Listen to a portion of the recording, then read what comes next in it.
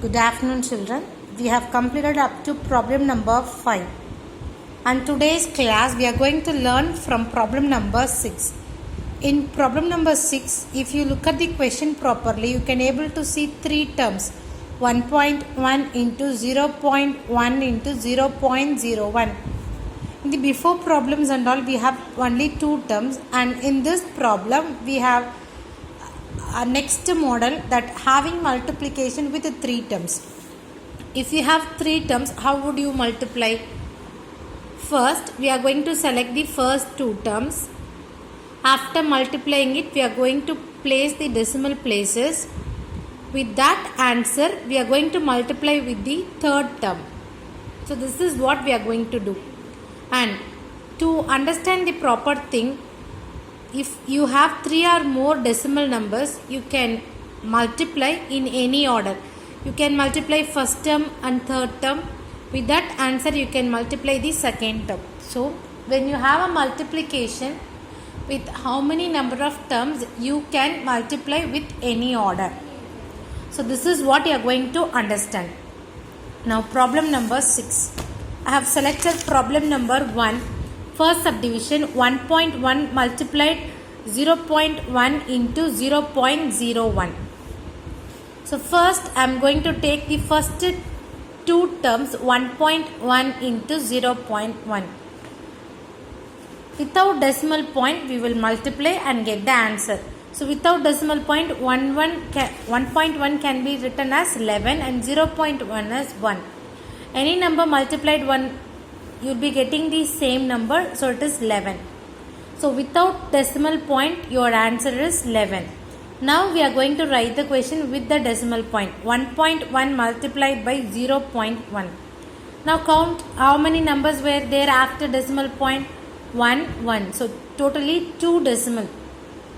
So with that answer, we are going to place the decimal point, counting the right hand side, leaving 2 decimals. So 11, 1, 2. We have left the 2 numbers. Then we are going to place the decimal point, and we are using 0 to make the integral part. There is no integral part, so we are writing it as 0.1111. So we have multiplied the two numbers, first two numbers, and we are get 0.11. With that answer, we are going to multiply with the third number, 0.01. So 0.11 multiplied by 0.01. We have written the question. After writing the question, we are going to write the numbers without decimal point. So it is your 11 and 1. Any number multiplied by 1 is your same number 11. Now I have written the question. In the question, you have how many decimal places? Here 2. After decimal point, you have 2 numbers. Here also after decimal point, you have numbers, 2 numbers. So it is together 4. So in the 11, you have to count how many numbers after decimal point. 4 numbers. But in 11, you have only 2 numbers. So we are going to make 4 numbers by placing zeros. 1 1 0 0. So after decimal point, we have to keep 4 numbers. So in the answer, we had only 2 numbers, 1 1. To make us a 4-digit number, we have used 0. So together 4 digits. So before 4 digits, I have placed the decimal point and 0. 0.0011 is your answer. Like this same model, third subdivision, I have selected the question. 0.4 multiplied by 0.5. So first we will take the first 2 digits. After taking the first 2 digits, we will leave the decimal point and write the number and multiply. 25 multiplied by 4 is your 100. Now again we will write the question with the decimal point. So after decimal point, here you have 1 digit in the first term. Again in the second term also 1 digit. So together 2 digits. So in the 100, you are going to leave from the rightmost place 2 digits. If you leave 2 digits and keep the decimal point, it is your 1.00. With this answer, you are going to multiply 0.76.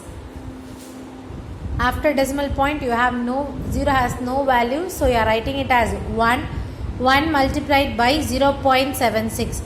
So leaving the decimal places, you are writing the number 76. 1 into 76. Any number multiplied by 1, you will be getting the same number 76. Now, the question with the decimal point, if you count after decimal point, you have 2 digits. So in the answer also, you have to leave 2 digits from the rightmost. Then you are going to keep the decimal point. It is 0.76. So when you multiply 0.4 into 2.5 into 0.76, your answer is 0.76. Seventh question, find the value. In this question, you have powers in the question. See, 1.4 whole square. That means 1.4 is repeated 2 times. 1.4 into 1.4. That is, without decimal point, if you consider the number, it is 14 into 14. When you multiply 14 into 14, it is 196.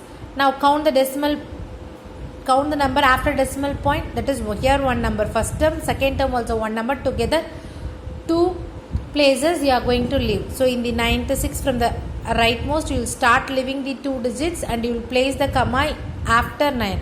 So before 9. 1.96 is your answer. The same model, fifth subdivision, the question with the cube as power. So 0.4 is repeated 3 times. 0.4 into 0.4 into 0.4. So we have multiplied 0.4 3 times. First we have selected the first 2 digits, 0.4 into 0.4. Without decimal point, if you consider, it is 4 into 4. 4 4s are 16. Now count the decimal place. After decimal point, you have 1 digit. Here also 1 digit. So together 2 digits. From rightmost, you are going to leave 2 digits and you are going to place the decimal point. So it is 0.16. In the same way, with this 0.16, you are going to multiply 0.4. So 16 into 4 is your 64. Now with the decimal point, if you write the question, 2 terms together 4 terms. So from the rightmost, you are going to count. Sorry, 3 terms. Here 1 term. So from the rightmost part, you are going to count 3 terms. 1, 2, 3. After counting 3 terms, you don't have a number, means you are going to place 0. So now you got 3 terms in the right hand side. So you are going to place the decimal point. And before that, you are going to add on 0. So 0.064 is your answer. So in the same model, fifth problem I have solved. Sixth problem I have solved first subdivision and third subdivision. Second and fourth is your homework. Seventh problem I have selected first subdivision and fifth subdivision. Remaining problems is your homework. Do the homework, send the images to my personal number. Thank you, students.